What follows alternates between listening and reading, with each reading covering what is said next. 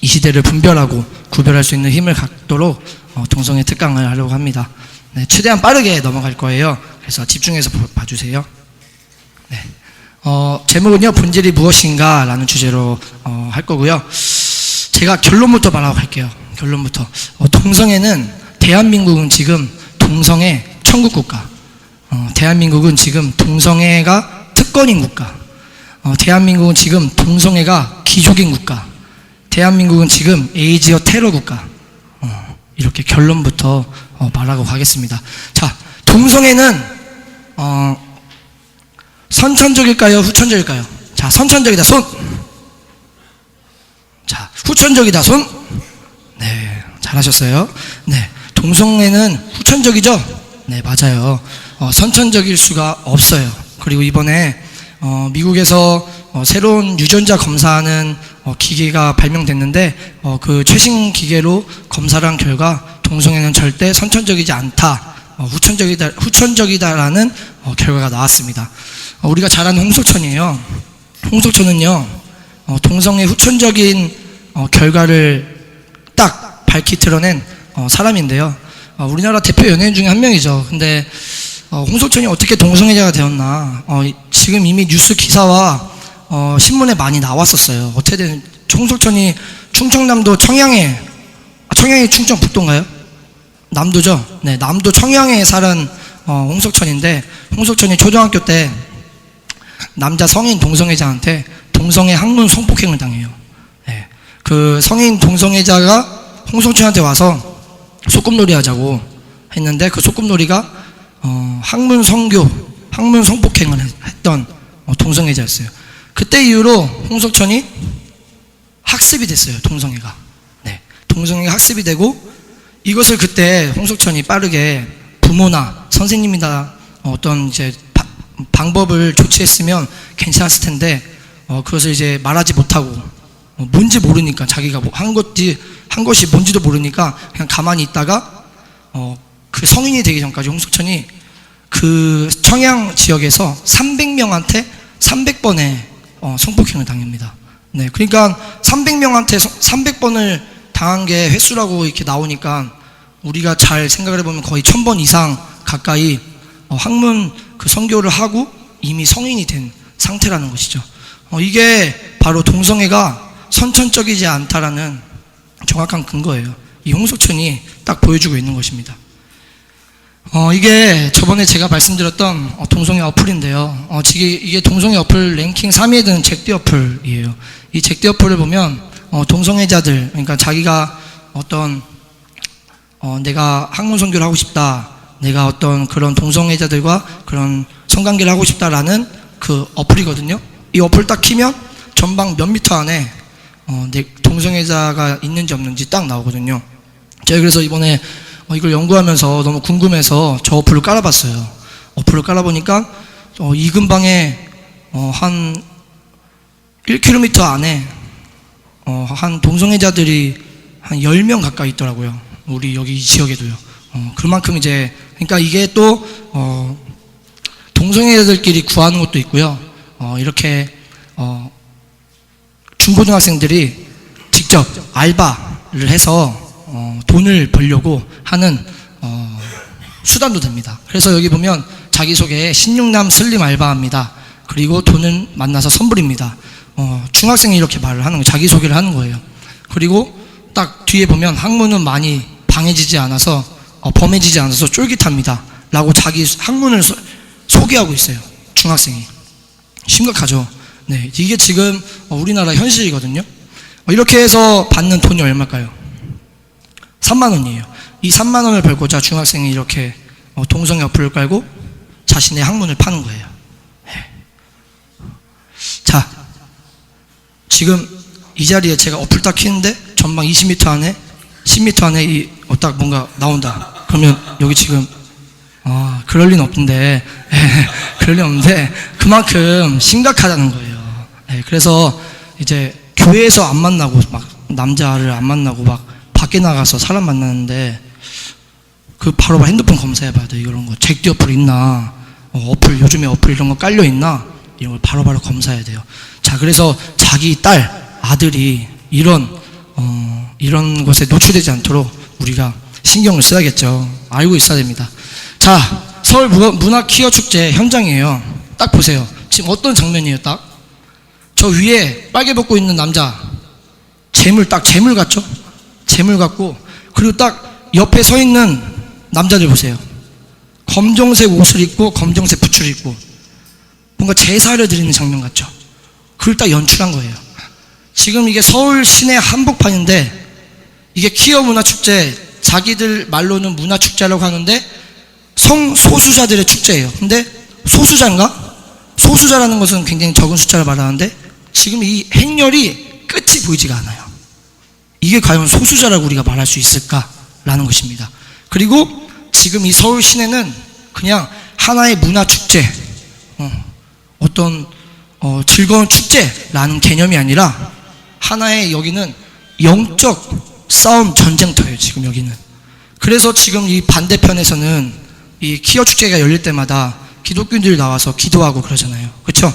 영적 전투의 현장입니다. 여기 딱 보세요. 딱 제사장들이 재물을 딱 걸고 사람들 앞에 쇼를 하는 거잖아요. 이 사람들이 지금 이렇게 팬티만 입고 하고 있는 게 굉장히 지금 어때요? 보기 어떠세요? 부담스럽죠? 근데 제가 원래 고민을 했어요. 지금 대예배인데 이런 사진을 보여드려도 될까라고 고민했는데 보여드릴 수밖에 없는 게, 지금 우리는 대전에 살아서 못 보지만 서울 시민들은 이 광경을 그냥 보고 싶지도 않은데 보고 있는 거예요. 서울 시민들은, 많은 서울 시민들은 이미 서울 한복판에서 열리고 있는 퀴어 축제니까 이렇게 지금 저 비눗방울 쏘고 있는 사람이 서울 시민한테 쏘고 있는 거거든요. 그러면 저런 비눗방울을 맞는 사람은 기분이 나쁠 수도 있잖아요. 근데 기분이 나쁘다고 표현을 못 하는 거예요. 왜? 이 사람들은 인권을 침해한다고 생각하니까요. 이게 과연 인권일까? 라는 질문을 던지고 싶은 거예요. 그 다음 사진이 또 있어요. 그 다음 사진이 더 혐오스러워요. 하지만 이 혐오스러운 사진을 제가 보여드리는 이유는요, 이렇게 좀 빠르게 넘어갔어요. 자, 이렇게. 자, 혐오스러운 사진을 잡으세요. 자, 여기 좀 짧게 했거든요. 자, 이게 왜 중요하냐면요, 이 사진이 지금 저 남자가 엉덩이를 드러내고 사진을 찍었어요. 근데 저 행동이 보세요. 지금 저 행동이 그냥 일부러 우리가 몰래 사진 찍은 것 같은 개념인가요? 어떤 행동이에요, 지금? 자기 엉덩이를 보여주고 싶은 거죠? 자기 엉덩이를 보라고 행동을 취하는 거예요. 근데 이 사진이 왜 이슈가 되었냐? 저 지금 엉덩이에 모자이크를 최대한 처리한 건데, 처리했음에도 불구하고 왜 이 사진이 이슈가 되었냐면, 저 엉덩이에 지금 오물이 새끼손톱만큼 묻어 있어요. 즉, 동성애자들은 지금 저 사람은 자기 엉덩이를 통해서 대변이 좀 묻어 있는 걸 보여주고 싶은 거예요. 이게 인권인가? 근데 우리가 이것을 뭐라고 하면 왜 인권 침해하냐? 라고 하는 거예요. 이게 인권인가? 아니면 특권인가? 저 두 번째 사진 빨개 벗고 이상한 스모 팬티 입고 걸어다니는 사람 있죠? 저 사람은요, 서울 문화 퀴어 축제 현장에 걸어다니는 게 아니라 그 옆에 시민들이 있는 도로를 걸어다니고 있는 거예요. 우리가 옛날 어릴 때 바바리맨 아시죠? 바바리맨을 딱 보면 그게 무슨 병이에요? 성도착증, 공연음란죄, 그런 죄에 속해서 처벌받아요. 그게 신고하면. 근데 저렇게 빨개 벗고 돌아다녀서 옆에 있는 시민이, 여자 시민이랑 할머니랑 몇몇 분이 계시는데 이 시민들이 경찰한테 바로 말을 했어요. 왜 이 사람 왜 이렇게 빨개 벗고 다녀요? 왜 여기 왜 돌아다니는 거예요? 근데 경찰이 저희도 손을 쓸 수가 없습니다. 이거 인권 침해라서 라고 말을 하는 거예요. 이게 이 사람들은 말하는 게 인권이라고 말하는데 과연 이게 인권인가? 여러분, 인권인가요? 이거는 동성애자들만이 누릴 수 있는 특권이에요. 특권. 지금은 대한민국은 동성애자들의 인권이 아닌 특권인 나라, 그리고 동성애자들이 귀족인 국가예요. 지금은 이 사실을 우리가 잘 알아야 돼요. 이게 이 남자가 이제 개랑 이제 동물이랑 저 개랑 이제 결혼을 한다고 찍은 사진이거든요. 이거는 이제 수간제에 들어가는데요. 이 사진을 보여드리는 이유는 지금 부모님한테 연락을 해서 모든 친지들을 불러서 내가 이번에 결혼을 한다 라고 해서 부모님들 친지들 모두 갔는데 저기 걔랑 뽀뽀를 하고 있는 거예요. 그렇게 해서 이게 이제 이것도 성소수자에 들어가는 개념인데 수간 즉 동성애 그 성소수자들 중에 이제 동성애 수간 동물과 동물이랑 같이 성관계를 맺는 성소수자고요. 그리고 이 사람은 이제 고양이랑 이혼하고 걔랑 다시 재혼을 하는 아줌마예요. 네덜란드에서 동성애가 합법화되면서 그런 아줌마고요. 그리고 이 사람은요 돌고래랑 성관계를 해요. 돌고래랑 성관계를 하고 그 돌고래와 성관계를 한 것을 자서전으로 냅니다. 네. 그리고 이거는 동물이 지금 남자 그 동성애자가 이 동물과 성관계를 해가지고 동물이 몸이 크게 훼손됐어요. 제가 아예 너무 징그러워서 사진으로 가렸는데 여기서 중요한 사진은 뭐냐면 동물의 다리를 보세요. 다리를 보시면 묶여있는 털이 저 보이시죠? 끈으로 묶여있었던 모습이 보이시나요? 네, 이게 바로 심각한 모습이에요. 수간이라는 건요 동물을 보호하기 위해서 탄생한 단어예요. 근데 저렇게 성소수자들이 특히 동물과 성관계를 맺는 성소수자들은 동물을 보호하는 게 아니라 동물 저렇게 다리를 다 묶어 놓고 강제로 성폭행을 하는 거예요. 근데 이거는 이제 성소수자 중에 하나인 메카노필리아라는 기계성애자예요. 지금 CCTV에 저 남자가 자기 차도 아니고 남의 차에다가 성관계를 하고 있는 모습이에요 지금. 그러니까 여러분도 괜히 지하 주차장 갔다가 누가 내 차에다가 어떤 이상한 짓을 하고 있다, 그럼 저 사람이 운명적인 사랑을 만났구나 라고 생각을 하시면 돼요? 지금 이러한 사건들이 전 세계에 일어나고 있는 거예요.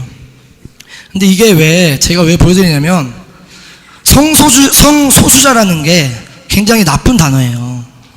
왜냐면 그게 우리가 성소수자라는 지향하는 그 개념의 단어는요 우리가 딱 생각을 할 때 동성애자들만 생각을 하게 돼요.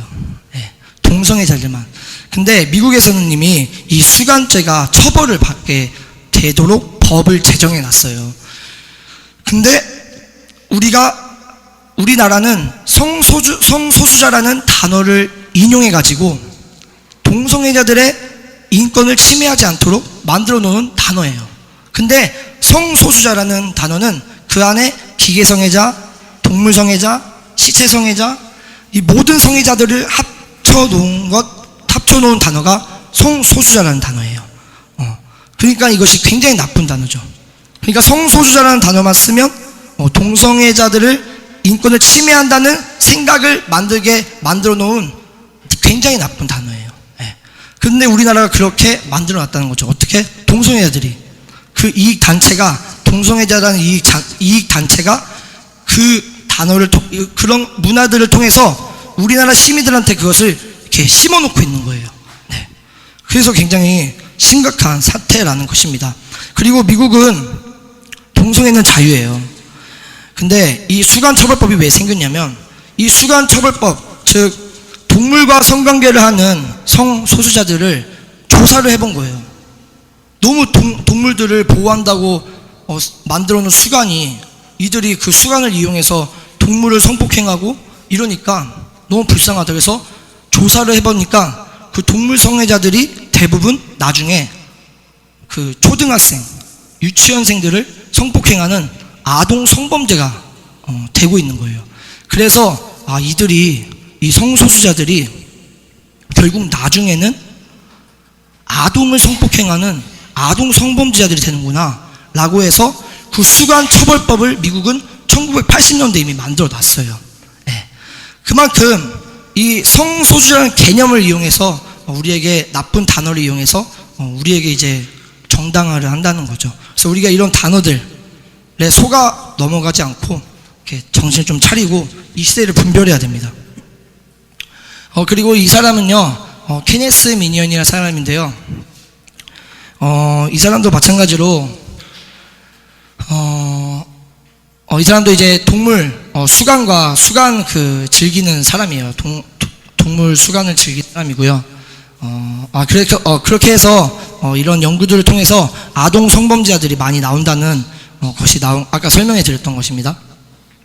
네, 그리고 이건요, 페이스북에 지금 우리나라에 올라오는 전국 수gan협회라는 사이트가 있어요. 지금 여기 보면요, 지금 제가 잠깐 읽어드리면 저기 자기소개, 오늘도 고마워, 매번 교대하면서 할 때마다 아빠가 너희들한테 항상 미안하다, 아빠가 많이 사랑할게, 우리 애기들 라고 말을 하고 있거든요. 이게 뭐냐면요, 자기 강아지한테 성폭행을 하고 그렇게 사진을 떳떳하게 올리는 거예요. 지금 우리나라도. 그래서 지금 성폭행하다가 동물 생식기에서 피가 나가지고 이거 어떻게 하죠? 라고 사진을 올려놓은 거예요. 여러분, 성도님들 어떠세요? 진짜 심각하죠? 네, 막 마음이 막 떨리지 않으세요? 저는 이거 조사하면서 막 마음이 막 답답하더라고요. 그렇게 해서 지금 전국 수gan협회 인원이 4,200명에 가까이 있어요. 우리나라에도. 여기 보시면 저기 단체 수gan은 3월 14일 평택에서 하기로 하겠습니다. 평택에서 한 민박집 이런 걸 빌려서요, 거기에 강아지를 다 넣고 단체로 가서 동물들이랑 성관계를 하는 그런 것도 하고요, 우리나라가 지금. 그리고 강아지는 종류별로 마련되어 있습니다. 라고 말하는 거예요. 여기 보시면 이제 수gan, 동성애자들, 그러니까 동성애자들 중에 이제 동물들과 이제 그것을 즐기는 사람들의 말인데요. 여기 보면 대표님, 저는 치와와 부탁드립니다. 이제 몇 번 하니까 왜 사람들이 치와와만 찾는지 알 것 같네요. 라고 되어 있어요. 이런 식으로 구해놓은 강아지 견종이 어떻게 되나요?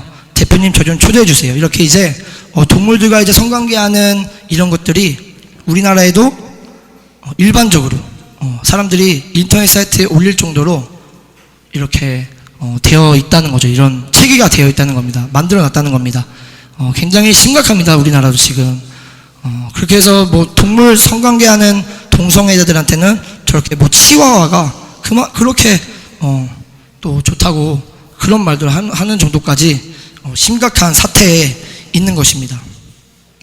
지금 이 사람은요, 에이즈 환자예요. 에이즈 요양병원에 있는 환자인데요, 저분이 41세에 에이즈에 걸려서 에이즈 요양병원에 들어왔어요. 에이즈에 걸리면요, 반신불수, 전신마비, 아니면 식물인간까지 되는 게 에이즈 환자거든요. 그렇게 해서 평생을 살다가 죽는 게 에이즈의 사태이거든요.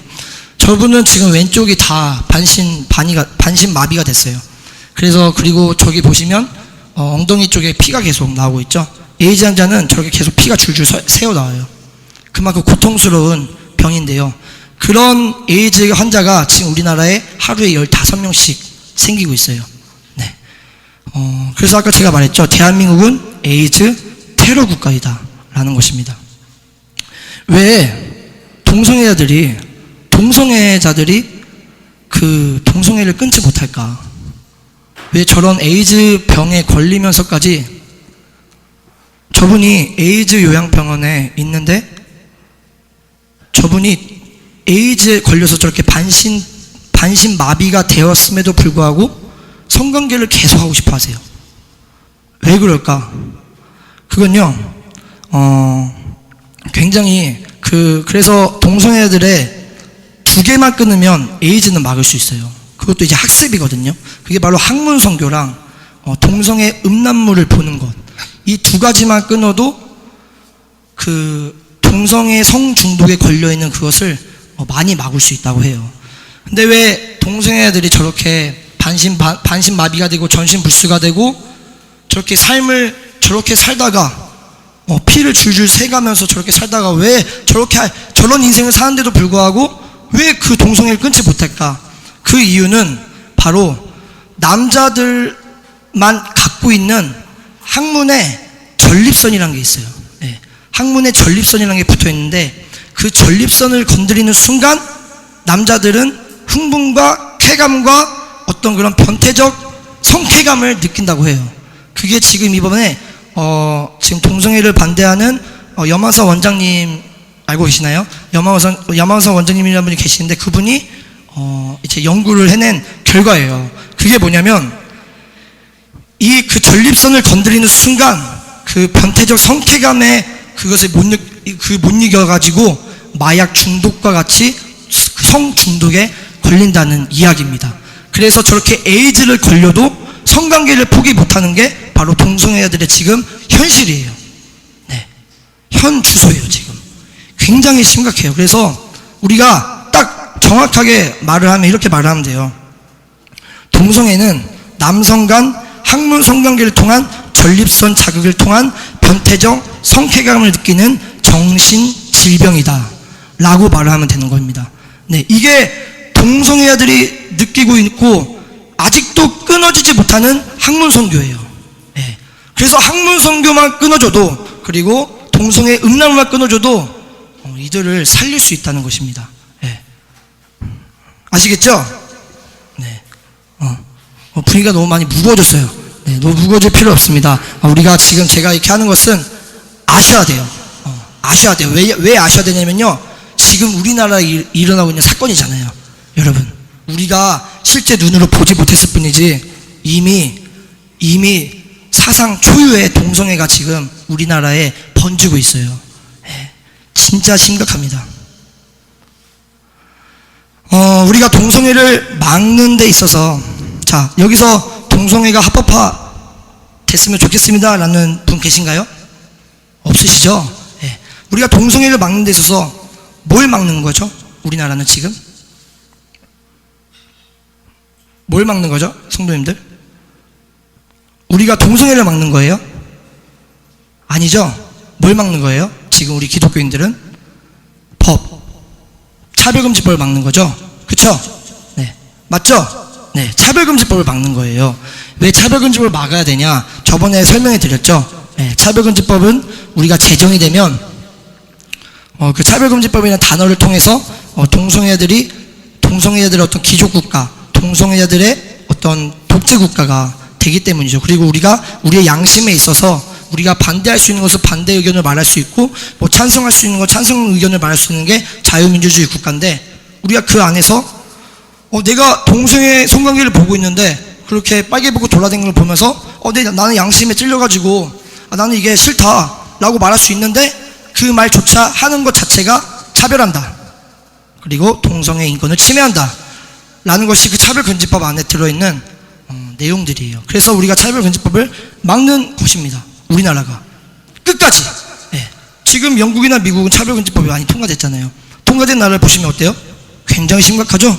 네. 교회 안에서 목사가 동성애자 목사가 태어나고요, 탄생하고요.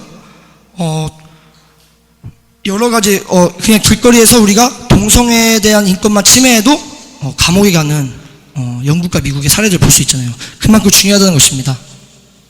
그래서 이 홍성순 교수가 인터뷰를 했던 적이 있어요. 문재인 대통령이 되기 전인데요. 홍준표가 동성애 반대하십니까? 라고 했었는데 문재인이 그럼요 라고 했어요. 문재인 대통령이. 그때 이제 많은 기독교인들이 그래서 문재인 대통령이 대통령이 될 그 확률이 많아서 좋다고 생각을 했었죠. 네. 그런 내용이고, 그런데 이제 문재인 대통령님께서 이번에 대통령을 하면서 했던 법 개정 중에 바로 저 NAP를 개정을 해버립니다. 저 NAP는요 뭐냐면 국가인권 기본계획에 들어있는 건데요. 저 NAP가 통과 안 되려고 저렇게 지금 염한섭 원장님이랑 저렇게 많은 사람들이 삭발을 할 정도로 NAP를 폐지하라고 하는 거예요. 삭발 정도가 아니라 이제 청와대까지 한 몇백 킬로미터를 걸으면서 이제 시위를 했거든요. 왜 NAP가 NAP를 왜 통과시켰냐, 문재인 대통령이. 그 이유는 저 NAP가 이제 폐지되면서 우리가 이제 방송에서 동성애와 관련된 단어를 말하지 못합니다, 이제는. 네, 뭐 의학적으로나 뭐 법적으로나 사회적으로나 경제적으로나 이런 단어들을요 사용할 수 없게 막아버렸어요. 그게 이제 NAP 법이거든요. 그래서 보시면 법무부, 국방부, 문화체육관광부에서 저렇게 방송 출연자들을 이제 방송을 못 나가게 막아버리고요. 그리고 뭐 신문, 라디오, TV 뭐 이런 데를 절대 나갈 수가 없죠. 예, 그래서 지금 많은 동성애를 이제 반대하시는 분들이 그래서 이제 유튜브 방송을 하는 거예요. 예, 유튜브는 아직 건드리지 못하니까. 그래서 많은 동성애 반대자들이 유튜브 방송을 많이 하고 있습니다. 그렇게 이제 이런 NAP 폐지가 되면서 이런 우리나라가 또 더 동성애 합법화의 지름길로 가고 있지 않나라는 것을 우리가 알 수 있는 것이죠. 우리가 잠깐 이제 또 봐야 될 게 일상생활 속에서 가능한 감염 경로입니다. 이제 우리 진수형 같은 경우는 출장을 많이 다닌다 그래요. 그래서 제가 항상 진수형한테 항상 그러거든요. 형 모텔 꼭 조심하세요. 모텔에 샤워기 꼭 조심하세요. 항상 진수형한테 얘기를 해주는데, 왜냐면 이게 이제 동성애들도 모텔이랑 호텔을 많이 애용을 해요. 이용을 하고 그 안에서 일어날 수 있는 감염 경로가 일회용 면도기, 비데, 위내시경 기구, 그리고 치과에서 사용하는 드릴, 핸드피스 이렇게 있거든요. 그 중에 이제 일회용 면도기나 비데 같은 경우는 우리가 흔히들 공공장소에서 이제 많이 볼 수 있죠. 예, 왜냐면 이런 것들이 이제 에이즈에 감염된 환자들이 동성애자들이 이런 걸 사용하면 그 안에 이제 세균들이나 그런 이물질들이 묻어 있으니까 특히 이제 막 샤워기 같은 경우는 이제 남자들은 샤워할 때 어떻게 하죠? 막 이빨 닦은 다음에 이제 샤워기를 막 이렇게 하잖아요. 그때도 이제 그 샤워기가 만약에 동성애를 쓴 동성애들이 막 학문성교를 했던 그 샤워기였다 그러면 그 안에 묻어있던 대물이랑 피가 막 이렇게 되는 거예요. 그럼 상상해 보세요. 얼마나 더럽습니까? 예, 그래서 그만큼 조심해야 된다는 겁니다. 우리가 알고 있어야 되는 거예요. 예, 우리가 뭐 그렇게까지 뭐 되겠어요? 라고 생각을 하면 안 돼요. 지금은 우리나라는요. 예. 이제 이것은 이제 넘어가고요. 그래서 동성애는 성중독이다라는 것을 제가 말하고 싶고요. 이렇게 그리고 이제 저번에 제가 설명해 드렸듯이 에이즈 환자들은 익명 검사하는 거 아시죠? 네, 익명 검사하고 있습니다. 그래서 자기가 에이즈 환자라는 것은 이 전국에서 만약에 제가 에이즈 환자예요. 그러면 저밖에 모르는 거예요. 네, 보건소에서 절대 실명을 거론하지 않고요. 그리고 전화 한 통화로만 에이즈 환자인지 에이즈 환자가 아닌지만 이제 그것을 이제 말을 해줘요. 그래서 에이즈 환자들은요 절대 자기가 에이즈 환자라는 것을 아무도 몰라야 되는 거예요. 그게 바로 지금 우리나라의 현 주소예요. 즉 에이즈 환자가 매일 15명씩 늘어나는 이 대한민국에 에이즈 환자라는 것을 우리는 알 길이 없어요. 이게 우리나라의 나쁜 법이에요. 나쁜 의학법. 네, 나쁜 법이 이렇게 만들어 놨어요. 그래서 우리가 이번에 있었던 일이죠. 어떤 일이 있었냐면 한 여자가 남자랑 사랑해서 결혼하려고 아기를 낳았는데요. 아기를 낳았는데 그 병원에서 아기가 에이즈에 걸린 거예요. 아기를 출산했는데. 그리고 검사해 보니까 그 아내도 에이즈에 걸려 있는 거예요. 그래서 이 아내가 너무 놀라가지고 막 벌벌벌 떨면서 남편한테 전화를 한 거예요. 여보, 나 에이즈인데 여보 혹시 동성애자야? 했는데 그 남편이 그 뒤로 전화번호 모두 바꾸고 도망갔어요. 왜 이런 일들이 지금 우리나라에 벌어지냐면 동성애자들이 그냥 남자만 좋아하는 게 아니에요. 이성도 좋아하는 사람들이 많아요. 그러니까 이성애자랑 양성애자, 그러니까 양성애자죠. 동성도 좋아하고 이성도 좋아하는 그런 사람들이 많아요. 그런 사람들이 자기가 에이즈에 걸려 있는데 그것을 그냥 무시한 채 여자도 만나고 결혼도 하고 하는 거예요. 그 안에서 그냥 아무것도 모른 채 남자를 만났다가 에이즈에 걸리는 여자분들이 지금 수두룩해 우리나라가. 그래서 함부로 밖에 나가서 남자 여자 만나면 안 돼요. 요즘에는 그냥 어디서 만나야 돼? 교회에서 안 돼요. 교회 안에서. 요즘에는 그냥 뭐 남자 데리고 왔다 일단 어플 검사하고 다 검사해봐야 돼요. 일단 다. 그 정도로 심각하다는 이야기입니다. 그래서 교회 안에서 만나세요. 네, 교회 안에서 만나세요. 자, 그만큼 심각한 거예요. 그래서 에이즈는 이렇게 익명 검사를 통해서 에이즈 환자가 자기밖에 모른다는 겁니다. 그래서 네, 그리고 이제 아까 말했다시피 그 동성애를 쓰는 기구들이 있어요. 그 중에 하나가 이제 센조이라는 기구인데요. 이 센조이는요, 그 샤워기, 그거 아시죠? 샤워기 줄. 샤워기 줄을 이용해서 하는 건데요. 이게 센조이가 왜 그러냐면요. 이 센조이를 해야만이 동성애자들은요, 학문 선교를 할 수 있어요. 이 센조이를 통해서 학문 안에 있는 대변들을 다 빼내는 거거든요. 예. 그것이 이제 한 번 하는데 한 횟수가 아니라 4번의 횟수를 거쳐서 그 대변을 모두 빼내야 돼요. 그걸 빼내고 동성애자들은 성관계를 하러 가는 거예요. 예. 그만큼 힘든 작업이에요. 이 사람들도. 근데 그렇게 힘들어도, 자기 몸이 막 그렇게 힘들어도 그 성관계를 하고 싶은 거예요. 학문 선교를. 왜? 그 정신 질병에 사로잡혀 있는 거예요. 그 성 중독에 아예 중독이 되어버린 거예요. 이거를 저렇게 힘들게 해서라도 자기는 그 학문 선교를 하고 싶다는 거예요. 그러니까 동성애는요, 절대 선천적이지 않고 후천적으로 학습된 정신 질병이에요. 예, 정신 질병. 그리고 마약 중독보다 무서운, 굉장히 무서운 동성애 성 중독이라는 것입니다. 이게 지금 동성애자들의 현 사태예요. 현 실태. 굉장히 심각하고 안타깝고 정말 불쌍한 상황인 거죠. 이렇게 지금 여기 인터넷 보시면 네이버 질문에 중2짜리가 안녕하세요, 중2 게이입니다. 혐오스럽다고 욕하거나 질문 관계는 답변 신고합니다. 관장할 때 청결하라고 센조이 하잖아요 라고 하면서 센조이 하는 방법을 쭉 물어봐요. 네이버에다가. 중2짜리가.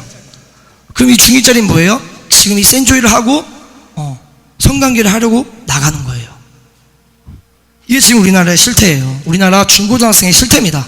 이런 것들이 그냥 노출되어 있어요. 지금. 왜냐하면 휴대폰, SNS, 인터넷 이런 것을 통해서 그냥 휴대폰만 열면 볼 수 있는 거죠. 그래서 동성애는 후초적인 거라고 계속 제가 말하잖아요. 네. 그냥 일반 중학생, 고등학생들도요, 핸드폰 열고 동성애 음란물, 동성애 이런 사이트 이런 것을 그냥 자기는 원래 동성애자가 아닌데 그걸 보다 보면 이게 학습이 되는 거예요. 사로잡혀 버리는 거예요. 그러면 어떻게 돼요? 저런 일이 지금 일어나는 거예요. 막 청소년들 사이에 에이즈가 지금 급속도로 늘어나고 있는 게 지금 우리나라예요. 자, 이렇게 해서 게이 센조이 방법. 샤워기에도 어떻게 빼요? 부모님 몰래. 센조이는 장에 물이 들어가는 건데 몸에 이상 생기는 건 아니죠.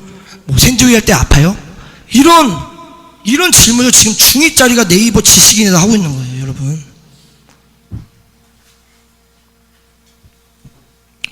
이건요, 지금 제가 말씀드리는 거는 지금 동성애자들의 어떤 그런 현 주소라는 것입니다. 그것을 우리가 알고 이들이 왜 이런 짓을 하는지, 왜 이런 행동을 하고 이런 악행을 하는지 우리가 알고 그들을 이제 생각해 봐야겠죠. 이 피스팅이라는 주먹침은요, 주먹을 줘서 학문을 넓히는 행동이에요. 이것도 왜 하냐? 센조이처럼 센조이는 학문을 청소해야 성관계를 할 수 있는 거고, 이거는 학문을 넓혀야 성관계를 할 수 있다는 거예요. 그래서 우리나라가 지금 이 피스팅을 해야 동성애자의 입문으로 들어가는 거예요. 우리나라에 울산에 피스팅 고수가 있대요. 지금 울산에. 그래서 동성애자들이 모두 울산으로 간답니다. 그거 학문 넓히러. 지금 이게 지금 동성애자들의 현 실태거든요. 그 학문을 넓히는 게 굉장히 고통스럽대요. 진짜 막 죽을 것 같이 고통스러운데 그래도 한다는 겁니다. 왜? 중독에 걸려 있으니까, 정신질병에 빠져 있으니까 거기서 나오지 못하는 거예요, 얘네들이. 정말 안타까운 현실이에요, 지금 이게. 근데 이게 우리랑 그게 상관이 있나? 라고 하는데요, 지금 이 나라의 동성애는 엄청 노출되어 있어요. 젊은 학생들, 청년들 사이에는요, 이게 그냥 노출됐어요. 그냥 볼 수 있어요. 맘만 먹으면 다 볼 수 있어요. 이게 우리나라의 현 주소입니다, 여러분. 굉장히 심각합니다. 이렇게 피스팅하러 가는 거예요. 이렇게 고등학생 남자가 장이 학문 밖으로 나와요. 라고 하면서 인터넷에 물어보기도 하고요. 자, 이건요, SM 섭 바텀 섭 이 지금 서울 뭐 대전 뭐 할 거 없이 요즘에는 이런 전단지가 전봇대에 많이 붙여져 있는 것을 우리가 볼 수 있는데요. SM 섭 바텀 섭 이런 것들은요, 동성애의 성적 지향입니다. 여러분, 동성애자들이 여러분들이 착각하고 있는 것 중에 하나가 그냥 나는 남자를 좋아해서 남자를 한다가 아니에요. 만약에 자기는 뚱뚱한 남자를 좋아해요. 그러면 날쌘 남자들은 보이지도 않아요. 뚱뚱한 남자만 보면 성쾌감이 막 오는 거예요. 그리고 어떤 사람은 날씬한 남자를 보면 막 성쾌감이 오는 거예요. 이게 동성애자들의 특징이에요. 그냥 막 다 모든 남자를 좋아하는 게 아니라 뚱뚱한 체형, 뭐 마른 체형, 귀여운 체형, 뭐 이런 식으로 하는 거예요, 여러분. 그게 이제 성적 지향이거든요. 여기서는요, SM이라는 이게 동성애자들이 쓰는 단어예요. 이거는 상대를 아프게 할 때, 상대를 아프게 해주는 역할. 그리고 바텀이라는 건요, 여자 역할을 해주는 거예요. 네. 이게 지금 바텀석 구하는 것은 여자 역할을 해줄 사람을 구합니다 라고 전봇대에 붙여놓은 거예요. 근데 저 전봇대가요, 초등학교 앞에 있는 전봇대예요, 여러분. 엄청 심각하죠? 초등학교 앞에 있는 전봇대에서 찍은 사진입니다, 저게. 네. 즉, 하나의 사례가 있는데요. 에이즈 요양병원에 특이하게 친구 2명이 에이즈에 걸려가지고 온 거예요. 친구 2명이, 절친인데. 야, 너네는 왜 에이즈에 걸려서 둘이 같이 왔냐?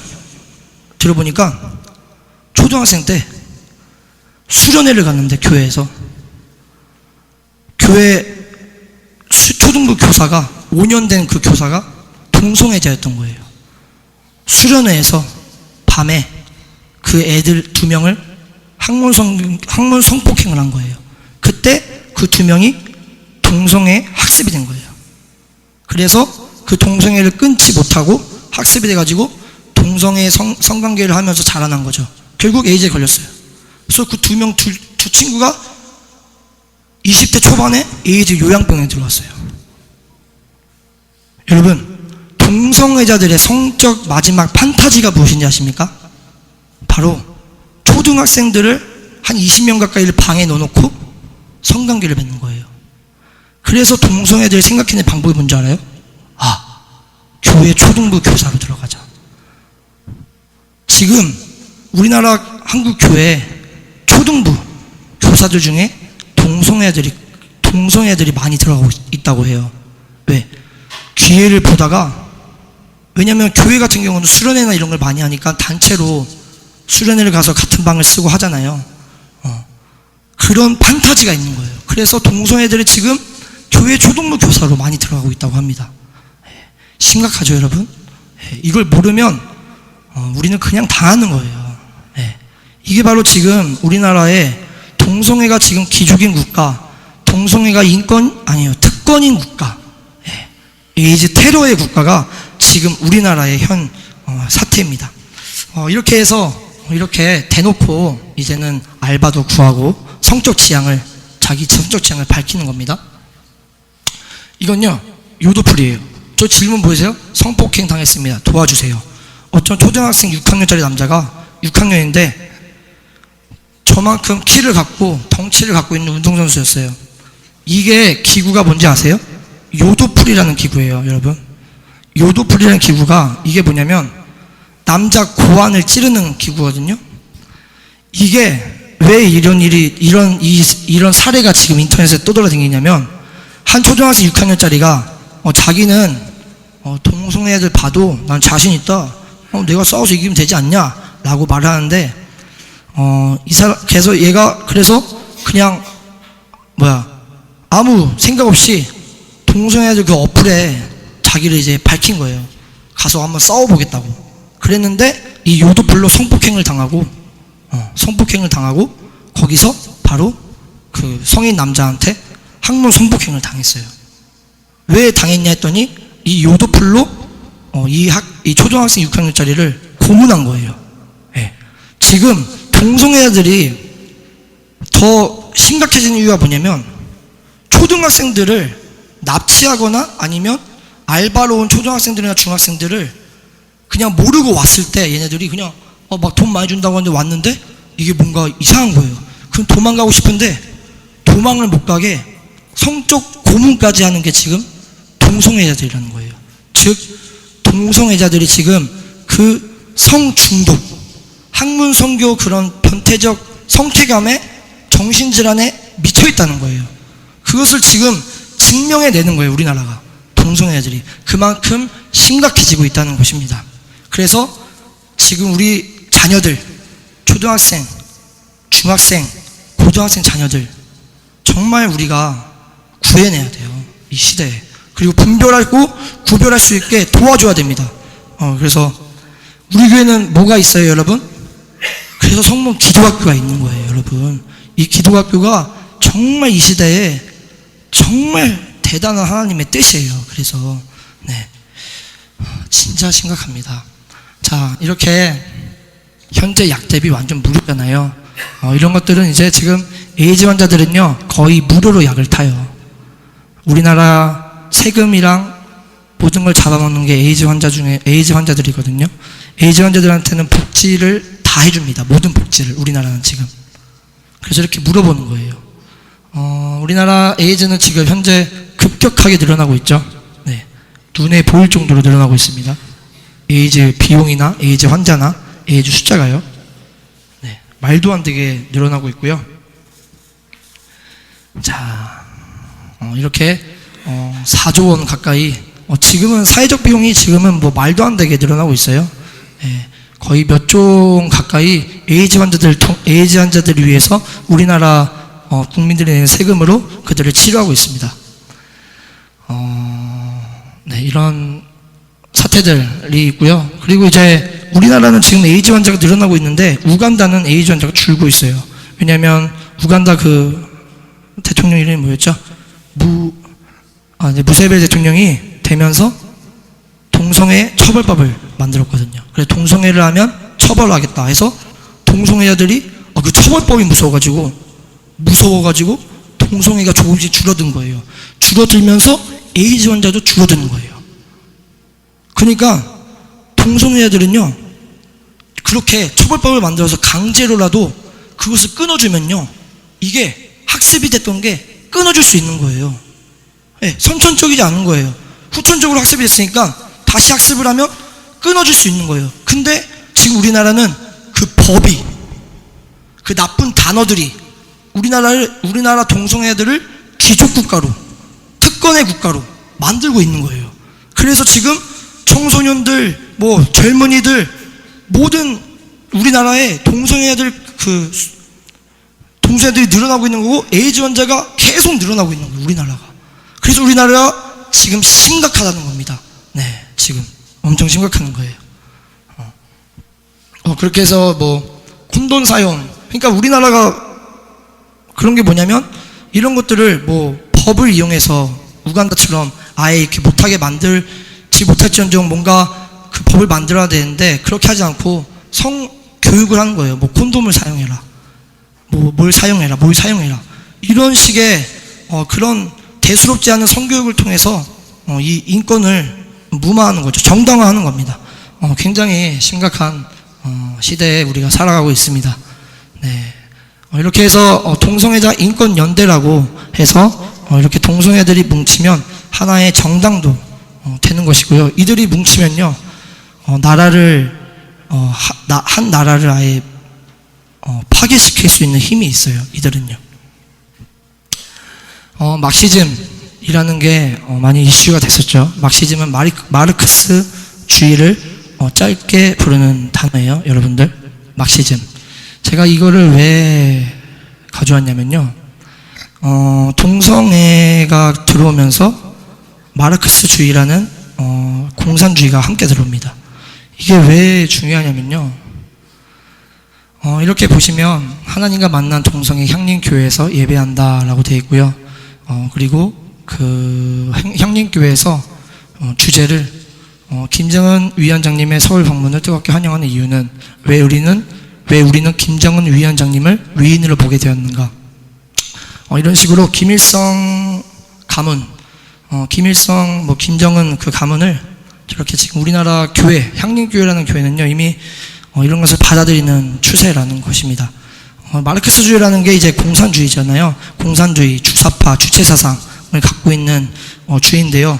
이것이 동성애와 굉장히 연결이 되어 있어요. 이 마르크스주의가 예전에 한번 무너졌었는데 이게 다시 살아난 이유가 뭐냐면 퀴어 신학이라는 것 때문이거든요. 퀴어 신학.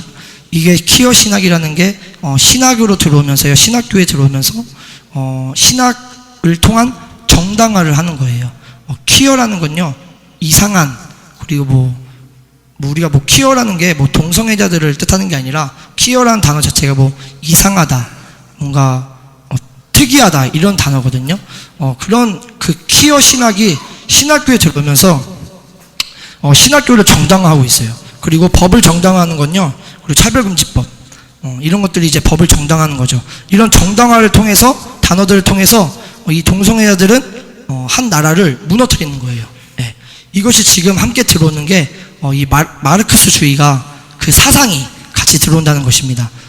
그래서 이 사상 때문에 많은 한국 교회 그리스도인들이 변하지 못하는 거예요. 그 사상 때문에. 동성애는 그 사상을 입고, 이미 그 동성애 사상을 입고 들어오는 게 동성애거든요. 즉 우리가 동성애를 합법화하고 차별금지법을 제정하게 되면 그 사상으로 인해서 한국 교회를 아예 말살시키고 핍박하는 게 바로 지금 이 나라 마지막 시대의 목적이라는 것이죠. 그만큼 우리가 깨어 있어야 되는 것입니다. 이렇게 해서 성소수자, 동성애자들은요, 그만큼 하나의 정당, 그 당을 지을 정도의 힘이 있다는 거예요. 이들이 하나의 당을 지으면요, 우리나라 같은 경우는 그 힘을 못 이긴다는 것이죠.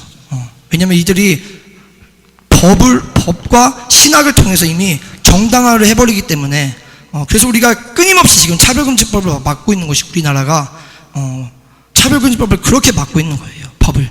네, 이런 것 때문에. 네, 이런 것을 우리가 잘 알아야 되는 것입니다. 이렇게 이제 이런 퀴어 문화 축제들 이렇게 일어날 때, 이렇게 동성애자들이 이렇게 이 시위대를, 버스 같은 거를 다 파괴시키고 하는 모습들도 있고요. 저렇게 실제적으로 공격을 하는 장면도 있고요. 이렇게 지금 거의 다 끝났습니다. 이제 다 끝났습니다. 이제 이 사람은요, 미셀 피코라는 사람인데요, 딱 봐도 어떻게 생겼나요?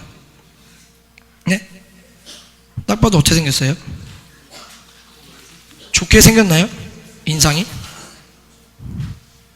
좋게 생기진 않았죠? 네, 인상이 좋게 생겼어요. 이 사람도 이제 그 동성애를 이제 찬성하는 사람 중 학자였는데요. 이 사람은 결국 에이즈에 걸려서 인생을 식물인간으로 마감했다고 합니다. 이 사람은 알티세르예요.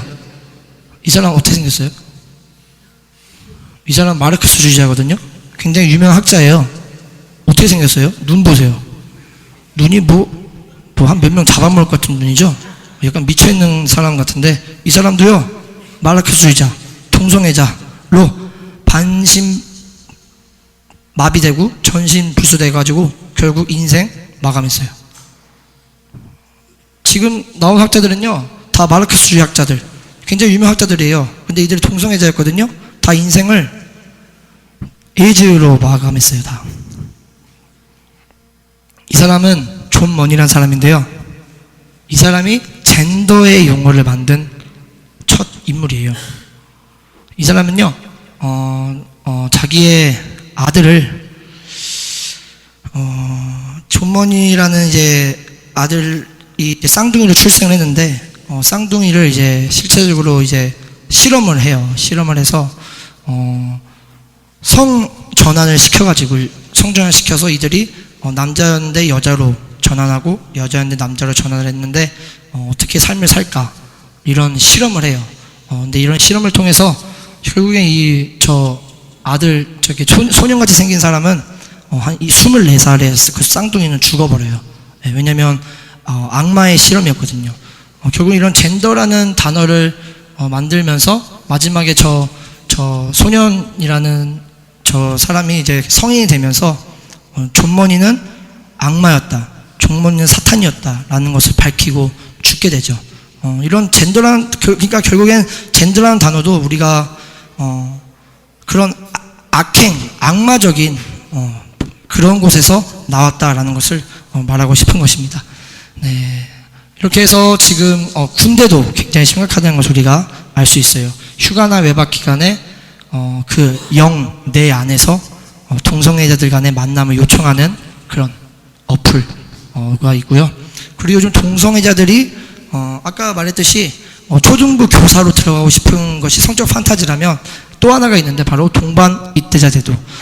동성애자 둘이서 동반 입대를 하는 거예요. 동반 입대를 해가지고 군대에 들어가서 동반 입대를 하면 그 동반 입대한 친구 2명은 제대할 그날까지 같이 같은 부대를 들어갈 수 있거든요.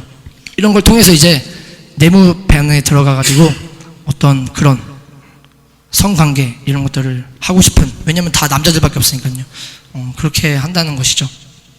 그래서 군형법 제92조 6을 폐지하라고 라는 말이 있었죠. 아직 폐지는 안 되는데 이게 폐지되면 심각한 사태가 일어납니다.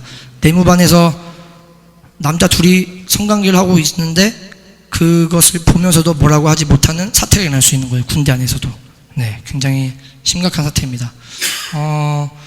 이런 거는 이제 이 국회의원들이 지금 군형법 92조 6을 폐지안을 발의하는 국회의원들이에요. 그래서 우리가 이렇게 또 얼굴을 좀 이렇게 알아야 되지 않을까라는 생각을 하고요. 그래서 이제 이렇게 군대에서도 지금 이렇게 동성애가 심각하다는 것을 우리가 알 수 있습니다. 네, 이만큼 우리나라가 동성애, 에이즈가 굉장히 심각하다. 그리고 지금은 동성애 에이즈 복지국가고 동성애 천국국가가 바로 대한민국이다라는 것을 우리가 알고 있어야 된다고 생각을 해요. 네, 그만큼 이제 우리가 여러분 하나님과 예를 들면 하나님과 김일성 일가를 같이 섬길 수 있나요? 같이 섬길 수 없죠. 그리고 김일성 일가는요 절대 하나님이라는 신이 있을 수가 없습니다. 그만큼 동성애라는 것은 이 마지막 시대에 우리 지금 우리 가족과 교회와 이 나라에 침투되어서 들어오고 있는데요. 동성애는 지금 굉장히 심각한 상태로 우리에게 지금 다가오고 있습니다. 다가오고 있고요. 우리가 이것을 피부로 눈으로 느껴야 되는 거고요. 동성애가 들어오면서 같이 함께 들어오는 게 바로 그 마르크스주의라는 공산주의예요. 그런 사상이 들어오는 거예요, 여러분. 그래서 이 마지막 시대는 사상의 싸움이 아닌가라는 생각을 해요. 그래서 일반 교회에서도 우리나라 같은 경우는 자기가 좋아하는 국회의원이 있다고 하면 어떤 그런 의견을 말할 때 자기가 좋아했던 그런 사상 때문에 하나님의 말씀이 들어가지 못하는 그리스도인들이 지금 대다수예요, 여러분. 이게 그냥 제가 예를 그냥 들어서 말씀드린 건데 그만큼 사상이 중요하다는 것입니다. 예. 근데 동성애는요 그 사상을 함께 갖고 지금 우리나라에 들어오고 있어요. 그래서 이 사상이 우리 지금 젊은 학생들에게 들어가게 되면요 그 사상을 끄집어내는 건 굉장히 어려운 일입니다, 여러분. 예. 어른들도 아시잖아요. 하나의 사상에 사로잡혀서 지금까지 살아왔는데 하나의 말씀이 잘 안 들어가잖아요, 어쩔 때는. 그게 이제 사상의 문제거든요. 그래서 우리가 그 사상을 깨트리는 거, 이 땅에서 살아왔던 그런 모든 사상을 깨트리는 게 지금 우리 교회에서는 진리의 말씀이 선포되고 있다는 것입니다. 그래서 우리 성도님들은 하늘의 사상을 가지시길 바라겠습니다. 그래서 우리나라가 지금 그만큼 동성애 에이즈가 심각하다는 그 현 주소를 우리가 깨닫고 우리가 본질을 깨달아야 되지 않을까라는 생각을 합니다. 우리는 그 동성애자들을 욕하는 게 아니라 그 동성애라는 행위, 그들이 행하고 있는, 그리고 그 동성애들이 빠져있는 마약 중독보다 무서운 그 성 중독에 빠져있는 변태적 성취감에서 나올 수 있도록 우리가 그들을 위해 기도해야 되는 것이고요. 그리고 우리는 먼저 자기 자신을 말씀을 통해서 철저하게 발견할 수 있는 그리스도인들이 되어야 될 줄을 믿습니다. 그래서 저는 본질이 무엇인가, 우리는 먼저 내 자신이 하나님의 말씀을 통해서 죄인임을 깨닫는 것, 우리가 먼저 죄인임을 깨달아야 그들이 행하고 있는 그 악행과 그 죄들을 우리가 분별하고 구별할 수 있지 않을까라는 생각을 합니다. 지금 이 시대는요, 악을 선하다 하며 선을 악하다 하며 흑암으로 강명을 삼으며 강명으로 흑암을 삭으며 쓴 것으로 단 것을 삼으며 단 것으로 쓴 것을 삼는 자들은 화이스진저. 지금이 이 시대가 아닌가 생각을 해요.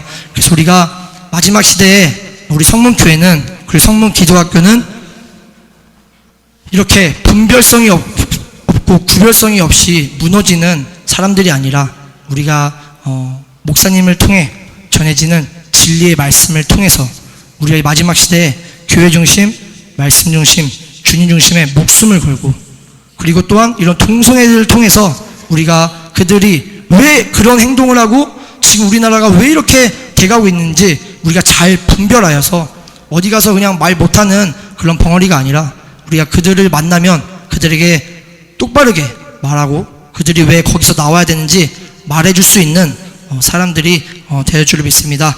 네. 여기까지 동성애 특강 마치도록 하겠습니다. 감사합니다. 아이고, 뭐 심각하죠. 심각합니다.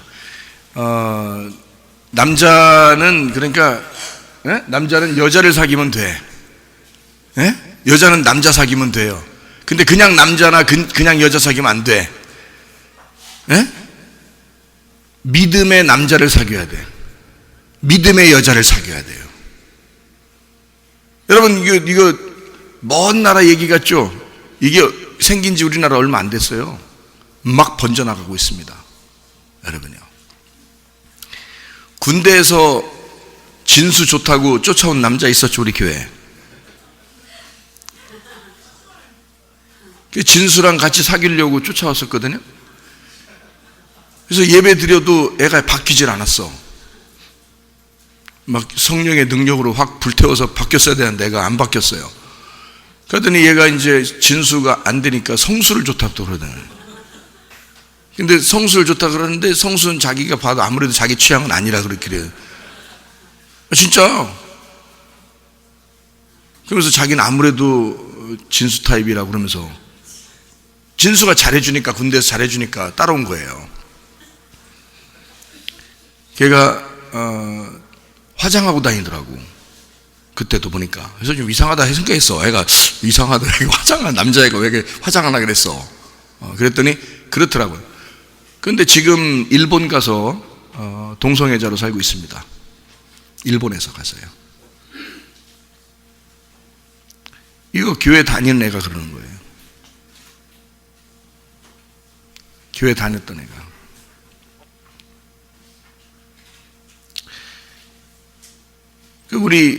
그러니까 군대에 가든 어디에 가든 위험하게 안 되려면 이렇게 하면 돼. 믿음을 잘 심어주면 돼. 믿음을. 그러니까 자녀들, 우리 지금 애기들 뭐 임신한 사람도 있고 애기 지금 금방 태어난 가정도 있고 그렇죠? 아니 지금 애기 낳는 엄마나 아빠들은 지금 우리들은 다 아니까 여기 있는 사람들은 괜찮아. 근데 여러분 자녀들은 여러분이 믿음 안 가르쳐주면 지금은 더 심각하게 앞으로 될 거야. 이 아이들은 누가 책임질 거야? 믿음을 심어줘야 되는 거예요, 여러분. 애들 그냥 남은 데 되는 게 아니오.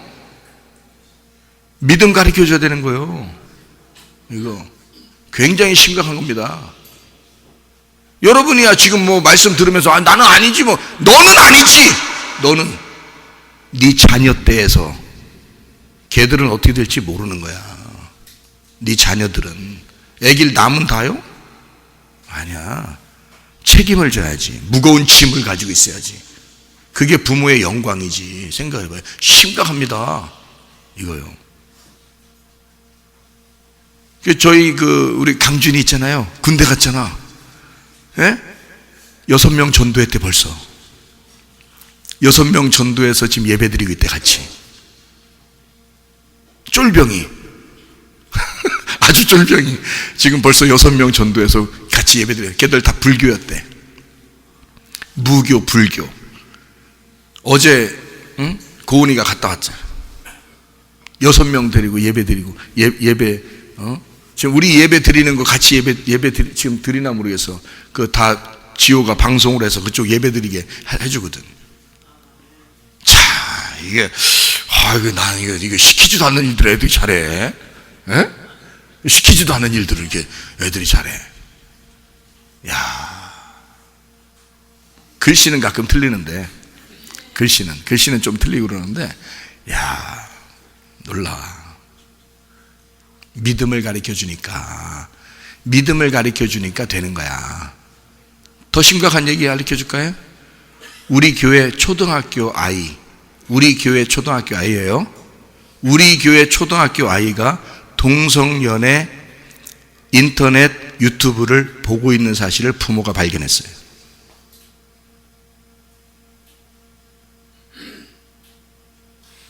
그래서 끊어줬어.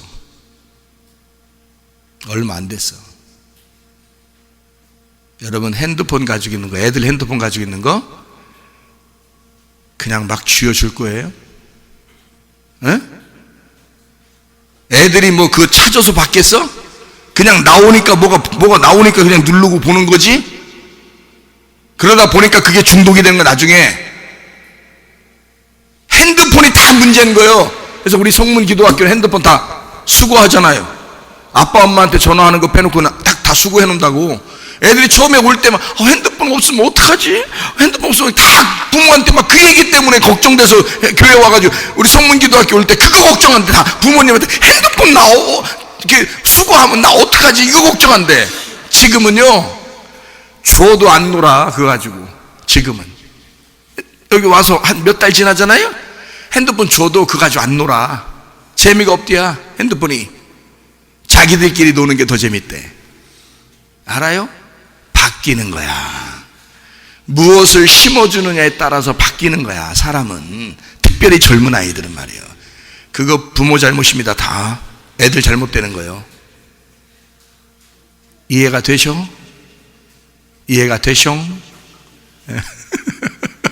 그러니까 교회에서 우리 아이들 잘 믿음으로 자라날 수 있도록 여러분이 기도해 주시고, 특별히 기도 제목 하나 드립니다. 성문 기도학교 학생들 20명 채워달라고 기도하세요. 20명만 딱 받을 거거든요. 20명 받고 그냥 20명 되도록 해주세요 하고 기도하세요. 그리고 20명이 되면 이제 그 다음부터는 안 받아요. 그러니까 졸업해야지 받는 거예요. 그 다음부터는 그런 식으로 계속 나갈 거예요. 그 20명, 그러니까 뭐 많게 학생들 많이 오게 그렇게 하지 마세요. 그냥 우리는 처음부터 20명까지밖에 안 받는다고 했어요. 지금 11명인가 12명인가 그래요. 지금 애들이 발표한다고 연습한다고 쭉 썼는데 꽉 차 여기. 보니까 얼마나 좋은지 제가 보면서 참 얼마나 좋은지. 다 믿음으로 자라나는 아이들 말이에요. 네. 그러니까 20명만 딱 받을 건데요. 20명만 위해서 기도해 주시고요. 계속 20명만 기도하면 됩니다. 나머지는 뭐 우리 받지도 않을 거고 그렇게 우리 원하지 않아요. 사업 안 합니다. 우리 기도학교 때문에 사업하는 거 안 해요. 우리는 다 모든 것을 여기 투자하면서 아이들 다 잘 먹이고 잘 이렇게 쓰게 해서 믿음으로 어떻게든지 이 아이가 이게 보물이에요. 이 아이들이 보물이야. 이 영혼이 말이에요. 우리 그거 하는 거예요. 여러분 크게 나중에 그게 보람이 있을 겁니다. 교회가 앞으로 크게 그게 보람이 있을 거예요. 앞으로 교회들은 펑펑 넘어질 거예요. 앞으로 보세요. 교회들이 팍팍 넘어집니다. 마지막 때 되면요. 근데 젊은 사람들을 믿음으로 키워낸 교회는 넘어지지 않습니다. 네. 그게 우리 교회가 될 것이고 마지막 하나님 앞에 쓰임받는 교회가 될 것입니다. 꼭 기도해 주시기를 바랍니다.